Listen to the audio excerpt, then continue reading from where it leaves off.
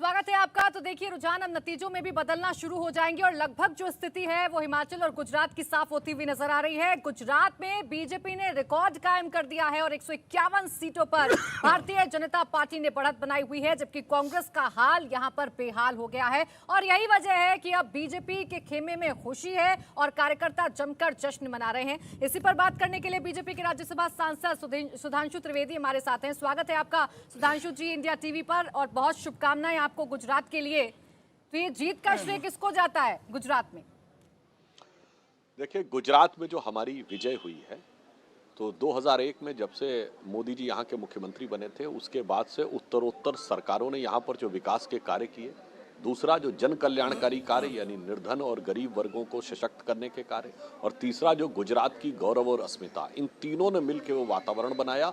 और उनके ऊपर मोदी जी की अपार लोकप्रियता ने उसके अंदर एक ऐसी व्यवस्था का निर्माण किया कि मैं यह भी कह सकता हूं कि प्रधानमंत्री बनने के बाद ये पहला सहज चुनाव था गुजरात का, क्योंकि 2017 का चुनाव पाटीदार आंदोलन और जीएसटी जैसी परिस्थितियों में असहज परिस्थिति में था। तो आज जो सहज परिस्थिति का चुनाव था, उसमें मोदी जी के प्रति जो सहज अभिव्यक्ति थी गुजरात की जनता की, वो उभर के सामने आई। यह गृह मंत्री अमित शाह जी का गृह राज्य था, और हमारे मुख्यमंत्री भूपेंद्र पटेल जी, उनके लिए खुद मोदी जी ने कहा था कि भूपेंद्र के समय में नरेंद्र का रिकॉर्ड तोड़ना है, और वह दिखाई पड़ा। हमारे प्रदेश अध्यक्ष जी ने भी संगठन को, सीआर पाटिल जी ने व्यवस्थित ढंग से कार्य किया। तो मैं कह सकता हूं कि मोदी जी की लोकप्रियता, सरकार की कुशलता, संगठन की गतिशीलता, इन सब ने मिलकर आज गुजरात में ये एक ऐतिहासिक जनादेश दिया। और देखिए, यहां पर मैं एक और बात भी कहना चाहूंगा, जो मोदी जी के प्रति घृणा, वैमनस्य, अवमानना के जो घटिया शब्दों का प्रयोग किया गया, रावण, औकात और जाने क्या क्या, मुझे लगता है कि इस सकारात्मक वातावरण के साथ साथ कहीं न कहीं गुजरात की जनता जो भावनात्मक दृष्टि से आहत हुई चीजों पर, उसका भी एक योगदान है कि कांग्रेस इस स्थिति में, या यूं कहूं कि इस दुर्गति की स्थिति में पहुंची है। तो कहीं ना कहीं ये भी एक कारण रहा है गुजरात में इस परिस्थिति। सुधांशु जी, इसके पीछे सीक्रेट क्या है? अब तक की सबसे बड़ी विजय है, 27 साल में इतनी सीटें बीजेपी के पास कभी नहीं आई। बीजेपी ने लैंडस्लाइड विक्ट्री हासिल की है, आम आदमी पार्टी की एंट्री भी हुई है, लेकिन बहुत कम सीटों पर अभी दिख रही है। कांग्रेस का लगभग सफाया हो चुका है। इसके पीछे का मैकेनिज्म क्या रहा? प्रधानमंत्री मोदी तो थे, और उसके साथ क्या? देखिए, जैसा मैंने आपको मैकेनिज्म बताया, पहला होता है कि स्वच्छ और पारदर्शी शासन, दूसरा है कि एंड रिजल्ट तक, मतलब जो एंड रिक्वायरमेंट है, व्यक्ति है, वहां तक, अंतिम सीढ़ी पर खड़े हुए व्यक्ति तक वो सरकार का लाभ पहुंचे, और तीसरा होता है जब लाभ पहुंचे तो हमारा कार्यकर्ता भी वहां तक पहुंचे, और चौथा मैंने कहा कि आपका नेतृत्व ऐसा हो जिसके प्रति एक विश्वास, एक यकीन हो जनता में।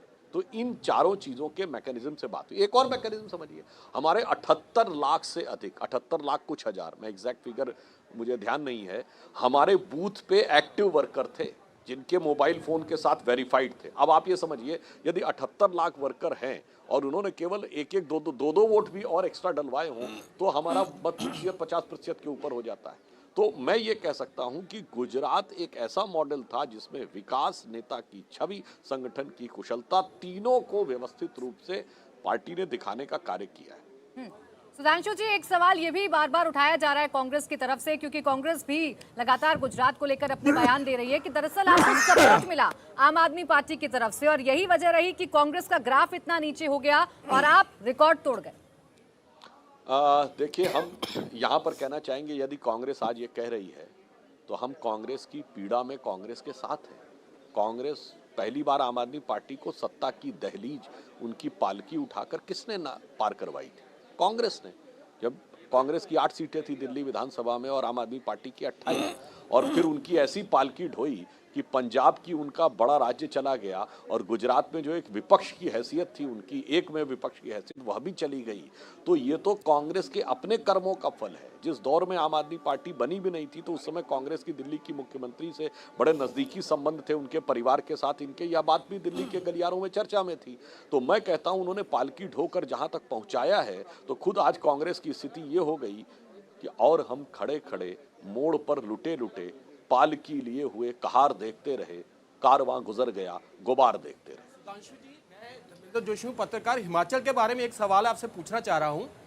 हिमाचल में आपने 3 सीटें बदली, 2 मंत्रियों की सीटें बदल दी और रमेश दवाला जो ज्वालामुखी से एमएलए थे सिटिंग आपके, उनको देहरा से लड़ाया। तीनों जगह से बीजेपी हार रही है। आपका क्या ये एक्सपेरिमेंट किस कारण किया गया, लोकल इनकम्बेंसी के कारण, और क्या सफल क्यों नहीं हो पाया, इस बारे में बताएंगे इसका क्या? जवाब लेंगे सुधांशु जी से, लेकिन इंडिया टीवी हर वक्त हर जगह डाउनलोड करने के लिए सर्च करें India TV news Google play store या ऐप स्टोर पर।